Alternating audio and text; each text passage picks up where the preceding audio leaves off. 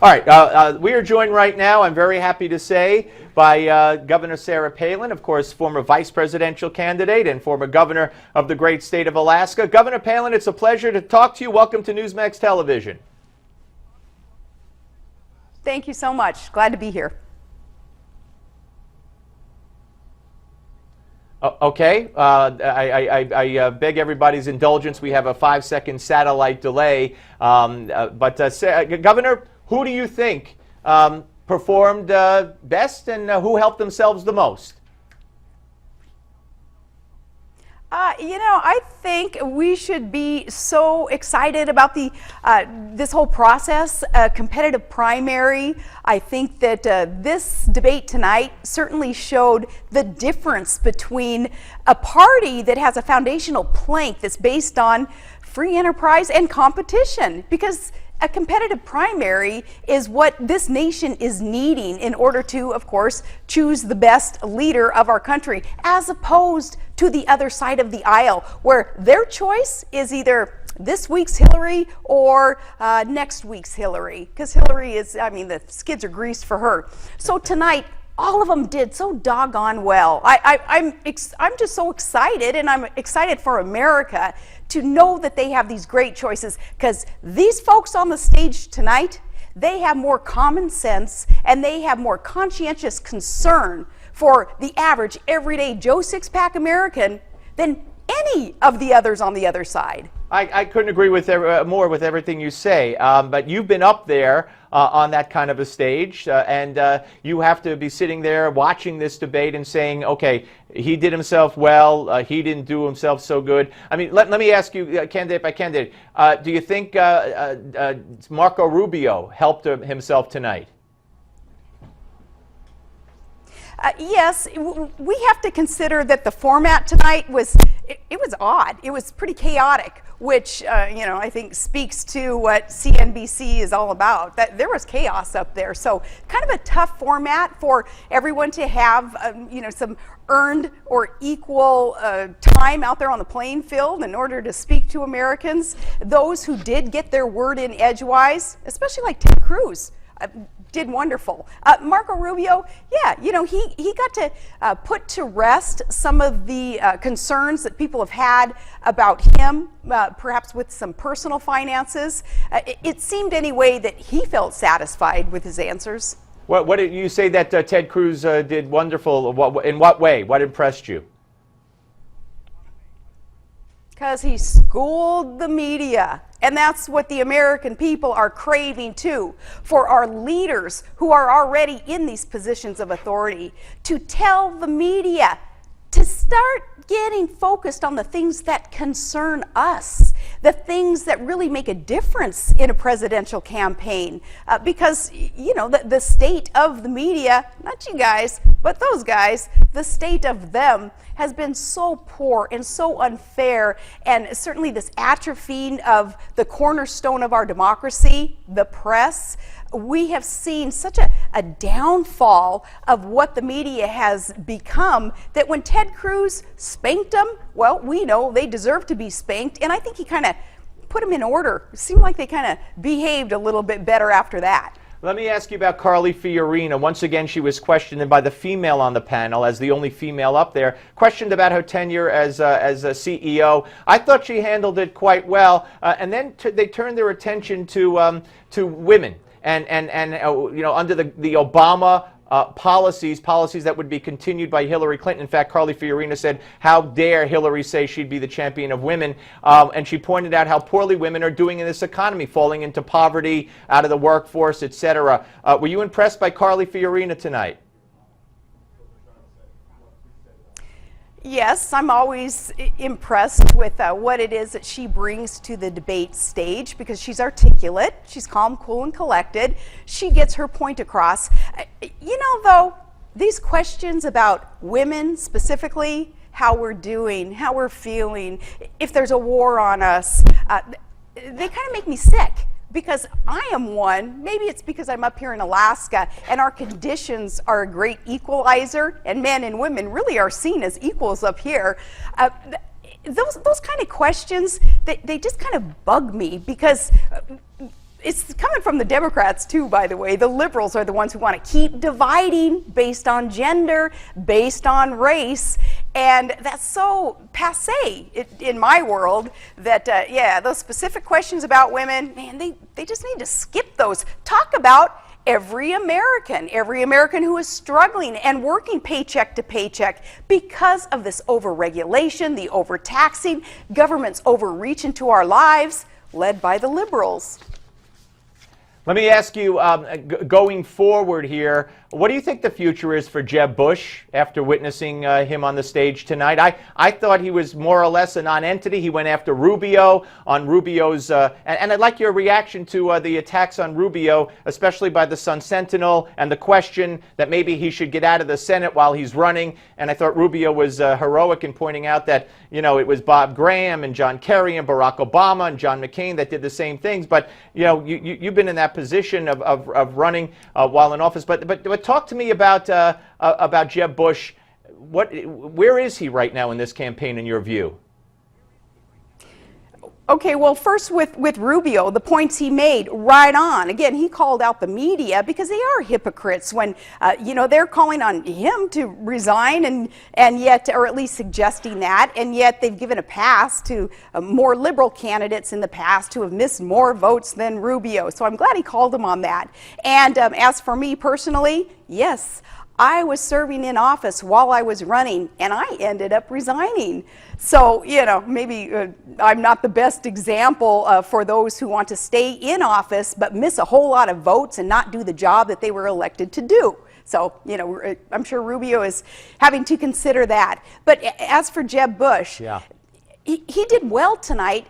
He's got, though, a bit of, some would say, an insurmountable roadblock in front of him, and that is that establishment, the perceived establishment backing that he has. And, you know, most of us, average Americans, we're so tired of the establishment because they're part of the problem, obviously, on both sides of the aisle, that we seem to be quite attracted to those who have no kind of ties or obligations to the establishment. So, of course, Jeb has that going, but he did well tonight. Again, though, they all did so well tonight. I'm just tickled.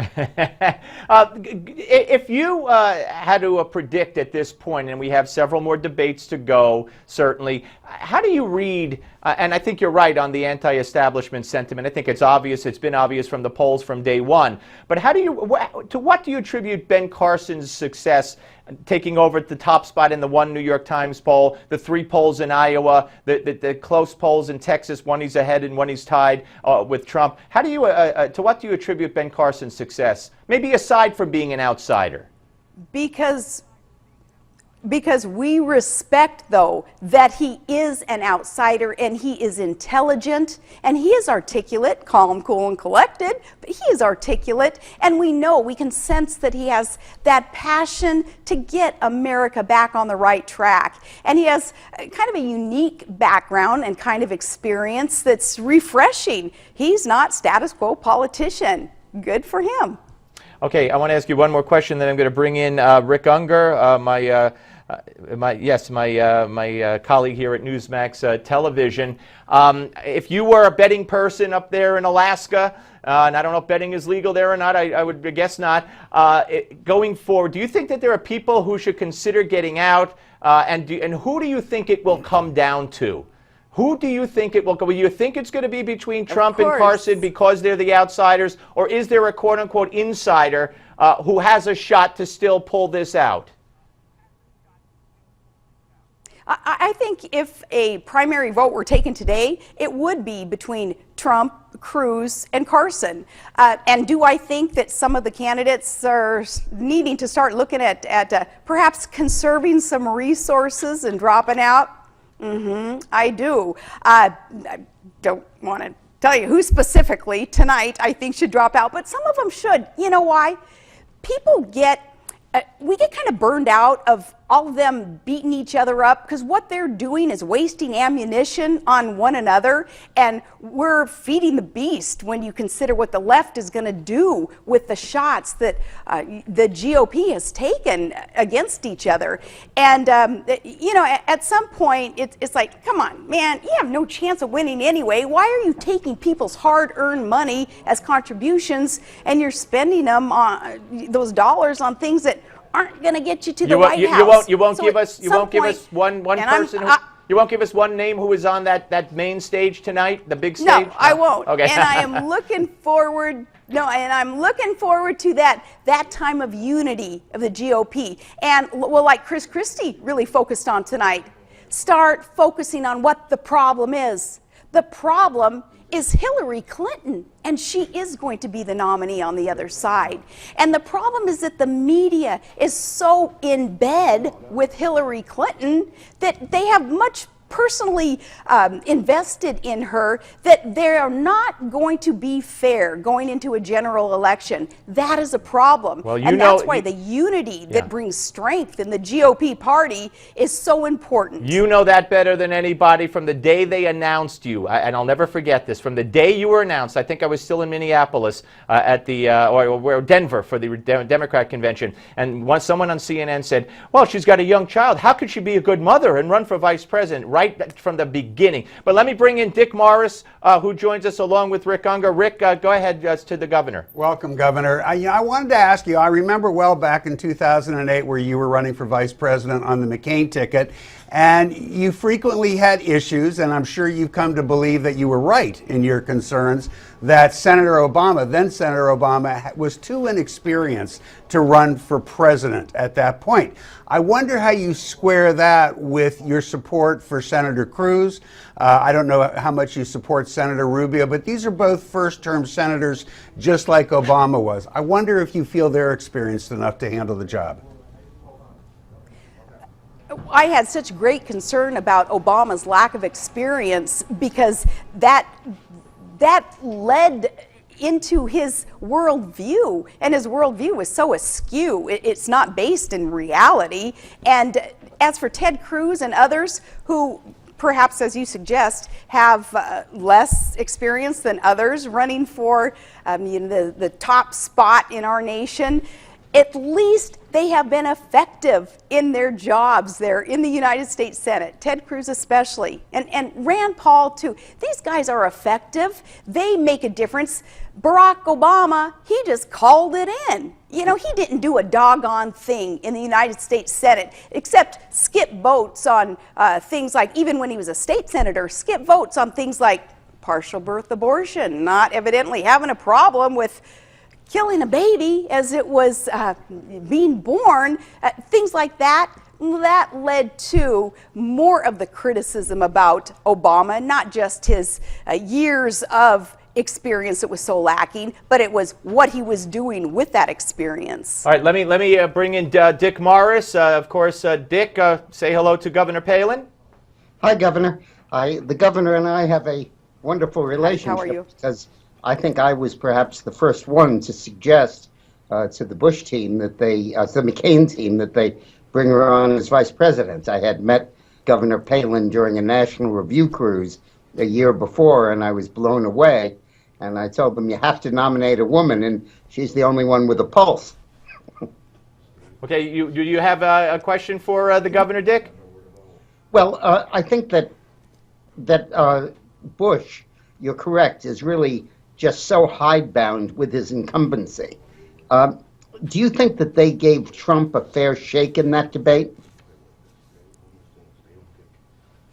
Well, the moderators are always going to come after Trump. You know, they do not want to see his continued ascension or even him perhaps leveling off way up there at the top of the polls. They're going to do whatever they can to tear him down, obviously. Yeah, they tried to do that again tonight, but Trump can handle it, obviously, and the people of America are pretty doggone impressed with that. And that, too, is why you see him so high in the polls, is because he doesn't let those guys bother him with their criticisms and their, a lot of their bogus charges and all that. He's a fighter, and He's running because he wants to fight for America and put us first, and that's refreshing. Governor, I have trouble understanding why Carson is doing so well. He always looks to me like he's half asleep, and there's no specificity in the proposals. Obviously, he merits a great deal of admiration for a fantastic life before he entered politics. But, I mean, I look at Hillary Clinton, who I know well. You know, I handled her campaigns for many years with Bill, and she would tear him apart in a debate. I think that he is doing so well, though, because the average American really is over all that. The bombastic, perhaps charismatic, those criteria that some traditionally have laid out for what a candidate should be. And we're just seeking answers. We're seeking solutions. And Dr. Carson has certainly provided a lot of good ideas, and you know, we appreciate that. But I think Americans, we've had enough of that status quo politics as usual, which does include the need to be so charismatic. And I think it's a sign of respect that the American people are showing Dr. Carson and appreciation for his nature, which happens to be a little bit calmer than some of us. And let me ask you. Speaking of calm, I was very impressed with Christie. I thought that he really was in his element tonight. And I think I would look for him to make a bit of a comeback from this. What do you think? Well, I do think that tonight was a bit of a shining moment for Chris Christie, because he is the one who kept trying to bring it back around to what really matters in the nation today. And that is, we need change in Washington. We need change in Washington by getting rid of what that status quo is, the liberals in office, in charge, and Hillary Clinton, of course, would be continuation of that. So Chris Christie did a great job in terms of bringing the debate back to moderators. Why don't you start asking some serious questions? Governor, let me ask you, what do you think about his technique of looking into the camera? It's not the first time he did it. He did it the first debate as well, you know, ignoring and saying, I'm going to look, and he looks right into the camera. Do you think that that gets old and tired or cheesy? No, not cheesy. I personally appreciate it because I feel he's talking to me. He's talking to the people sitting in our living rooms, tuned in, trying to hear what it is that these people really have to say, regardless of that filter of the mainstream media. And yeah, looking into the camera, I think it's fine. It's making us feel connected. Governor, I'm interested to hear that you support Ted Cruz. Can you tell me why? Ted Cruz is another fighter, and I'm going to support whomever it is who comes out swinging, if you will, swinging against the problems in America, this big government intrusion that has been seen as the answer by those in Washington. Ted Cruz has proven himself to be able to stand up, and regardless of what his own party will do to him, we saw what the party did to him when he filibustered, when he took a stand against things that the American people expected him to do because he was fulfilling his campaign promises. Hey, that alone, fulfilling campaign promises, that alone gets pretty high marks in my book. I just want to be clear. You admire him and support him in that light. Are you supporting him for the nomination? I think it's still way too early. You know, 2016 is, this is 2016, so too early. Again, Trump did great as usual. Carson, great respect for him. Cruz, obviously a fighter, willing to go against his own party in order to do what's right by the people. Those three, I'm really impressed with. Rick, go ahead, Rick. Governor, I want to stick on Senator Cruz for a moment because, frankly, I thought tonight, as I said to Steve, it was his coming out party. I think this was by far his best performance, and I think we began to see that this is the time where he's going to start to make his real run. But you had mentioned earlier when I asked you a question that you thought that he had accomplished a lot in the past couple of years in the Senate, certainly more than Senator Obama had accomplished at that point. And I will agree with you that he has done quite a bit in terms of speaking out, getting attention, and things like that. But at the same time, I can't think of any important bills that have his name on it that he sponsored. He certainly hasn't made a lot of friends and influenced a lot of people within the Republican wing of the Senate. So I'm just curious what you see as the accomplishments he brings to the table, setting him up to be an effective president. Exactly that. Good.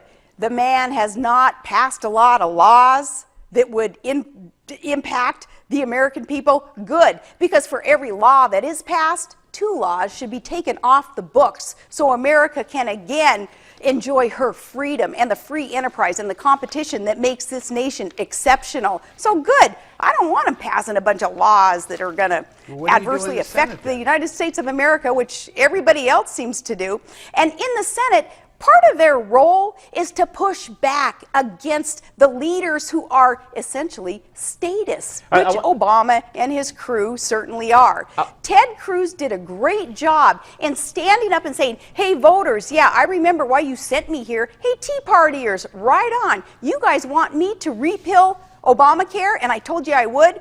Okay, even if I'm the only one, I'm going to stand up and I'm going to explain to the American people why that needs to be done. That's an accomplishment. I know that you already weighed in on Ted Cruz spanking and schooling the media in general, and spanking, I think you said, the moderators. But let's hear what Ted Cruz said that you were referring to. And then I want to get your take further on the media bias involved, not only in tonight's debate, but in general. The questions that have been asked so far in this debate illustrate why the American people don't trust the media.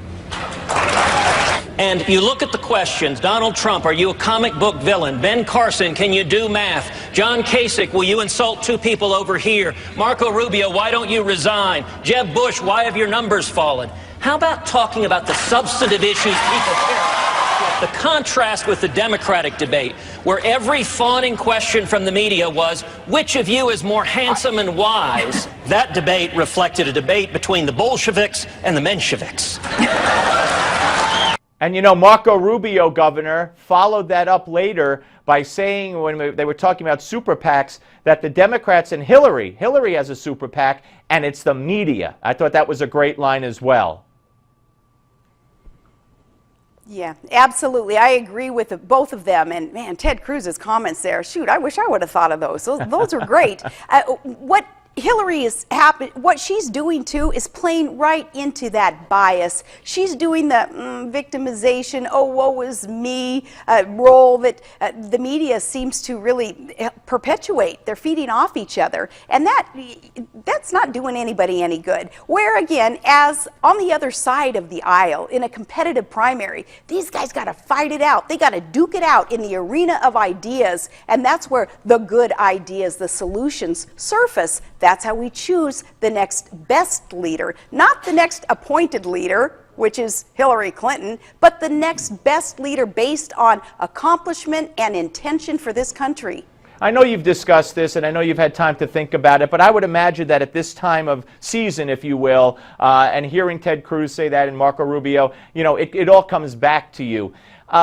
How can Republicans, I don't think Mitt Romney did it well at all, especially in that Candy Crowley moment on the debate floor. How can Republicans fight back? Because it's not only the Democratic nominee that they'll be fighting against, it's also the media. I mean, they have to do basically really what Cruz did tonight, don't they? Absolutely. And they have to participate in Newsmax forums and not cater to what it is that the mainstream media is demanding of them. They're grown adults. They can be able to put their foot down and say, no, I'm not going to do that interview with you, MSNBC, because I know what you're going to do to every comment that I try to make in order to Why do they do it? Governor, I've never allow understood the American this. people to know what I'm talking Governor, about. not to interrupt exactly. you. I never understood this. Why do they do that? Why do they sit down with the enemy, quote unquote? Because they hire these consultants who get paid a heck of a lot of money and they don't know a doggone thing, and they try to mold and meld these candidates and say, oh, well, even though you know what's going to happen to you, you better get in front of liberal television cameras and you better try to play their game, even though, yeah, you're not wired to do it, you're not going to do well doing it, but you know, you got to do it anyway. Those consultants, man, I don't know why they hire these guys, because they keep losing elections. For one, you bring up Mitt Romney not doing well fighting against the mainstream media. Well, he hired some goofy consultants, so that's a problem right there. But no, they need to not. Well, he's the exception. These guys, they need to learn how to not retreat, but reload. Hopefully they have learned from their experiences getting clobbered by the lamestream media, and they know who then to participate with in order to level that playing field. Because as you suggest, you know, it's 2 against 1 in this coming up general election. It's the Democrats and their lapdogs in the media, that's 2, against the Republican. One more, and it's been great talking to you. What's your future? Do you have any desire to get back into politics, to maybe one day get on the national stage again? Oh, yeah. Absolutely. The door would never be closed because, you know when you are wired to do something, when you have a passion within you, God doesn't give you that passion and that interest in something to tease or frustrate you and, you know, get you on the wrong track. He puts that in you in order to be productive and get you on the right road towards what it is that you're supposed to be doing in order to make this world a better place. And I kind of feel that that's in me, a desire to serve. And I've had great experience serving on the local and state level. And, you know, if that door were open on a national level,